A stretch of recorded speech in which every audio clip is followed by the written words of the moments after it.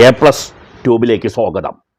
നിങ്ങൾ കെട്ടിടം നിർമ്മിച്ച് പൂർത്തിയായ വ്യക്തിയാണെങ്കിൽ തീർച്ചയായും നിങ്ങൾ ഈ വീഡിയോ പൂർണ്ണമായും കേൾക്കണം. ഇനി പുതിയ കെട്ടിടം വെക്കുന്ന ആളുകളാണെങ്കിലും അത് വീടായാലും മറ്റ് കെട്ടിടങ്ങളായാലും നിങ്ങൾ നിർമ്മിക്കുന്നുണ്ടെങ്കിലും ഈ വീഡിയോ കാണുക. കാരണം ഇനി നിങ്ങൾ കേൾക്കാൻ പോകുന്ന കാര്യം യഥാർത്ഥത്തിൽ നമ്മളുമായിട്ട് പല ആളുകളെ സംബന്ധിച്ചിടത്തോളം നേരിട്ട് ബന്ധമില്ലാത്ത ചില കാര്യങ്ങൾക്ക് നമ്മൾ ഒരു സെസ് കൊടുക്കേണ്ടി വരുന്നതിനെ സംബന്ധിച്ചാണ്. കെട്ടിട നിർമ്മാണ തൊഴിലാളികൾക്ക് വേണ്ടി നൽകുന്ന ഒരു സെസ്സാണ് ഇത്. ഈ സെസ് ഇപ്പോൾ വ്യാപകമായി ആളുകളിൽ നിന്നും കളക്ട് ചെയ്യുന്നതിന് വേണ്ടി ലേബർ ഡിപ്പാർട്ട്മെൻറ്റ് നോട്ടീസുകൾ നൽകിക്കൊണ്ടിരിക്കുകയാണ്. 10-15 വർഷങ്ങൾക്ക് മുമ്പ് വീട് നിർമ്മിച്ചവർക്കും ഇപ്പോൾ സെസ് അടയ്ക്കുന്നതിന് വേണ്ടിയുള്ള നോട്ടീസുകൾ വ്യാപകമായി സർക്കുലേറ്റ് ചെയ്തുകൊണ്ടിരിക്കുകയാണ്.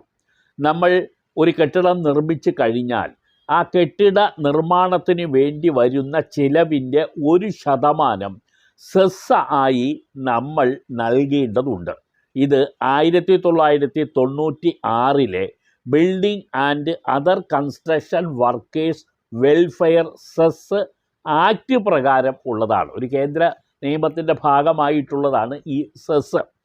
ഇത് നമ്മുടെ കെട്ടിടത്തിൻ്റെ വിസ്തീർണം കണക്കാക്കി അതിൻ്റെ മൊത്തം നിർമ്മാണ ചെലവും കൂടി എടുത്തിട്ട് അതിൻ്റെ 1% നമ്മൾ സെസ്സായി അടയ്ക്കാൻ ഉള്ളത്.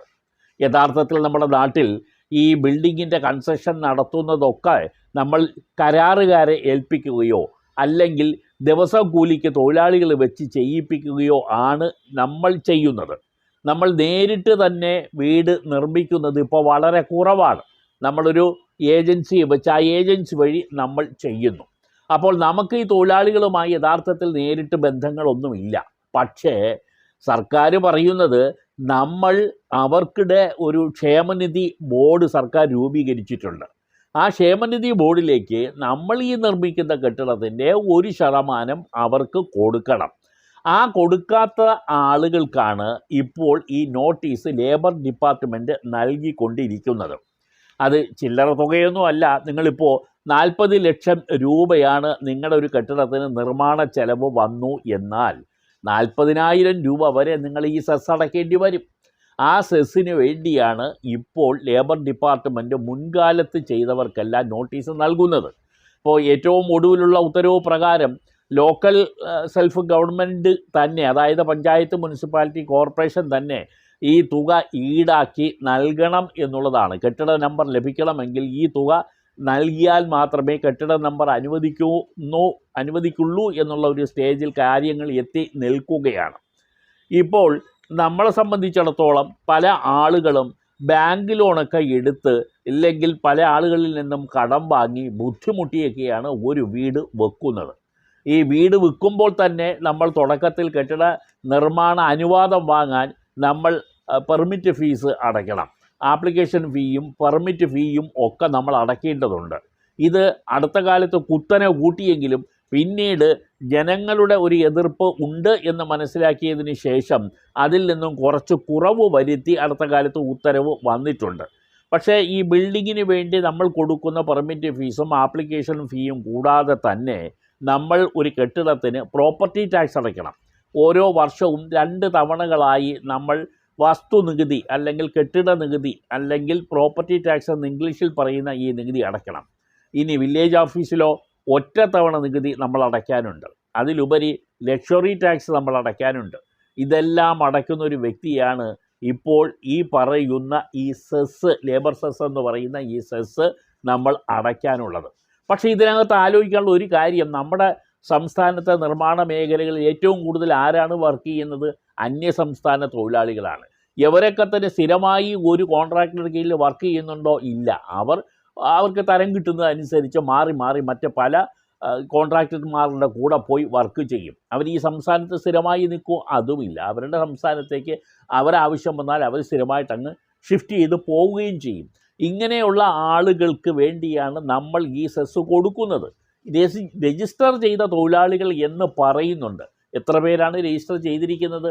വളരെ കുറച്ച് ആളുകളെ രജിസ്റ്റർ ചെയ്തിട്ടുള്ളൂ. ഇതിനെക്കുറിച്ചൊക്കെ അറിവുള്ള ആളുകളെ രജിസ്റ്റർ ചെയ്തിട്ടുള്ളൂ എന്നുള്ളതാണ് വേറൊരു ഫാക്ടർ. പക്ഷേ ഇതൊന്നുമല്ല ഇങ്ങനെ നിൽക്കുന്ന, അതായത് ഒരു സ്ഥിരമായ ഒരു പ്രോസസ്സിൻ്റെ ഭാഗമായി ഇല്ലാത്ത ഈ തൊഴിലാളികൾക്ക് വേണ്ടി ഒരാൾ ഒരു വീട് വെച്ചാൽ അയാൾ വീട് വെക്കുന്ന നിർമ്മാണ ചെലവിൻ്റെ 1% എവർക്ക് കൊടുക്കണം എന്നുള്ളതൊക്കെയാണ് ഇപ്പോൾ നമ്മൾ അനുഭവിക്കേണ്ടി വരുന്ന കാര്യങ്ങളിൽ ചിലത്. ഈ അവസ്ഥ നമ്മളെ സംസ്ഥാനത്ത് യഥാർത്ഥത്തിൽ വ്യാപകമായി ആളുകളുടെ പ്രതിഷേധത്തിന് ഇടവരുത്തിയിട്ടുള്ള ഒരു കാര്യമാണ്. ഇതിനെ സംബന്ധിച്ചിടത്തോളം മുമ്പും ഈ ചാനലിൽ ചില എപ്പിസോഡുകൾ ചെയ്തിരുന്നു. പക്ഷേ ഒരു കെട്ടിടം നിർമ്മിച്ച് കഴിയുമ്പോൾ ശ്വാസം മുട്ടുന്ന ഈ കെട്ടിട ഉടമസ്ഥനെ സംബന്ധിച്ചിടത്തോളം ഇതും അയാളുടെ മേൽ കൊടുക്കുന്ന ഒരു വലിയ ശിക്ഷയാണെന്ന് വേണമെങ്കിൽ നമുക്ക് പറയേണ്ടി വരുന്നു. ഇത്രയധികം ചെലവുകളും ലോൺ എടുക്കുന്ന ആ പലിശയും എല്ലാം കൂടി ഒരു മനുഷ്യൻ്റെ ബാധ്യതയായി മാറുമ്പോഴാണ് ഈ തൊഴിലാളികൾക്ക് 1% സെസ്സും കൊടുക്കണം എന്ന് പറയുന്നത്. പക്ഷേ മറ്റ് പല നിർമ്മാണ മേഖലകളിലും ആളുകൾ ഉണ്ട്, പലതും നിർമ്മിക്കുന്ന തൊഴിലാളികൾ വേറെയുമുണ്ട്. അവർക്കിങ്ങനെ സെസ് കൊടുക്കേണ്ടി നമ്മൾ വരുന്നോ?